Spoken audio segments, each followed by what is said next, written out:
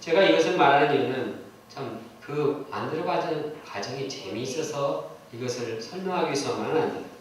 이것은 예수님께서 천국 부활을 만드는 과정과 유사한 점이 있기 때문에 이를 설명하기 위해서입니다. 즉 예수님이 이 땅에서 많은 사람들의 비난과 조롱을 받으셨습니다. 마치 조개의 속살이 모래에 찌르는 것과 같습니다. 예수님의 속살은 대못에 박히고 창에 찔렸습니다. 이로 인해 예수님은 참을 수 없는 고통과 아픔을 가졌습니다. 예수님은 몸에 있는 모든 물과 피를 다 쏟아내시라고 했습니다. 그러나 예수님이 흘리신 그 피와 용서의 진액이 인류의 모든 죄를 감싸셨습니다. 예수님은 그 은혜와 긍휼로서 모든 사람들의 허물과 죄를 덮어주셨습니다. 이처럼 예수님의 희생적인 사랑이 거기 새로운 천국을 형성하게 되었습니다. 예수님의 희생적인 사랑으로 이 땅에 새롭게 천국이 형성되고 활짝 천국의 문이 열렸습니다. 새롭고 산 길이 형성되었습니다.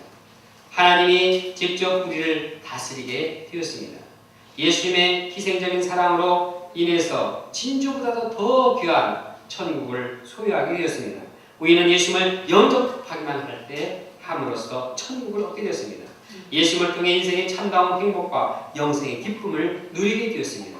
그러므로 예수를 믿는 믿음으로 얻는 천국은 이 세상 어떤 보화보다도 더 귀합니다. 그런데 두 비유를 살펴보면 공통점이 있습니다. 그것이 무엇일까요? 두 비유에 보면 보화나 진주를 발견한 자는 모두 다 자기 소유를 다 팔아서 이를 얻은 것입니다. 그들은 자기 소유의 부분만 드린 것이 아닙니다. 자기 소유의 모두 다 팔았다고 했습니다. 저자는 귀한 보화나 진주를 얻기 위해서 모든 소유를 기꺼이 포기한다고 강조하고 있습니다. 여기서 판다는 말은 포기한다, 잃어버린다, 버린다는 의미를 포함하고 있습니다. 즉 내 자신이 보화인 천국을 얻기 위해서 현재까지 내가 가진 소유를 다 포기할 것입니다.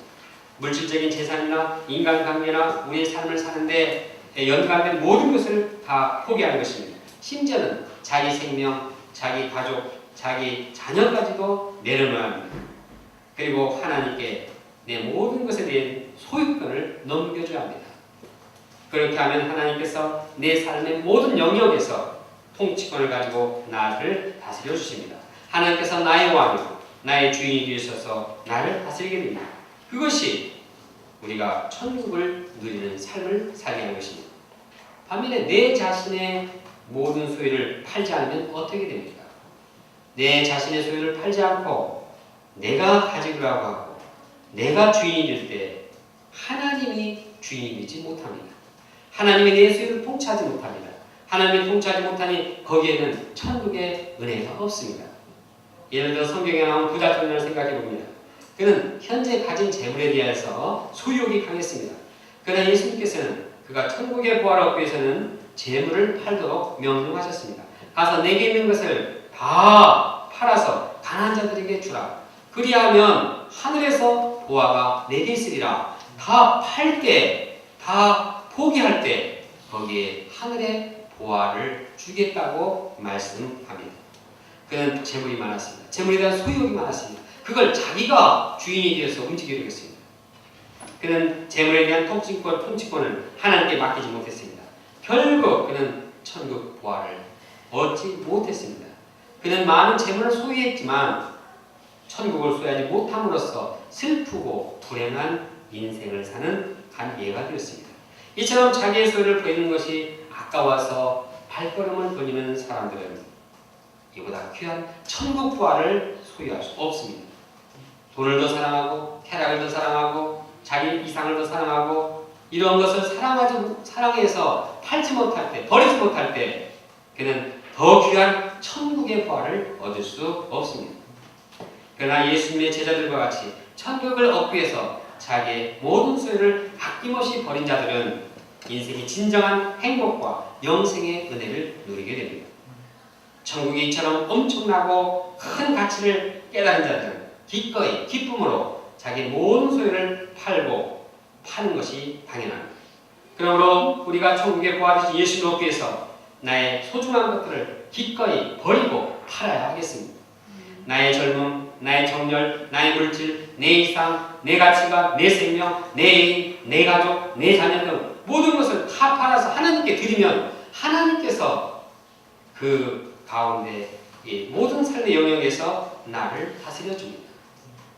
이제는 내가 사는 것이 아니고 예수님께서 나를 다스리시고 주님이 내 안에 살게 됩니다.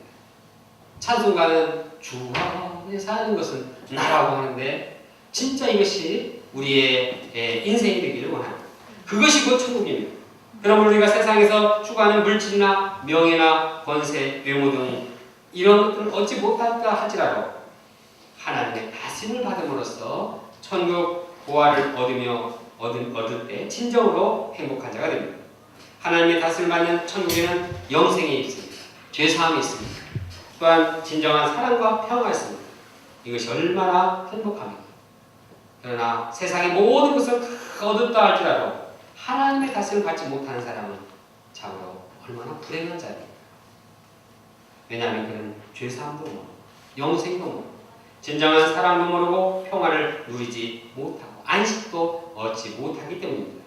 이는 참으로 비참한 일입니다.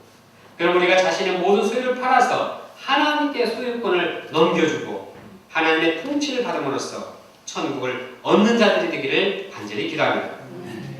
과거 저는 예수를 믿음으로 얻는 천국이 보화인지를 몰랐습니다.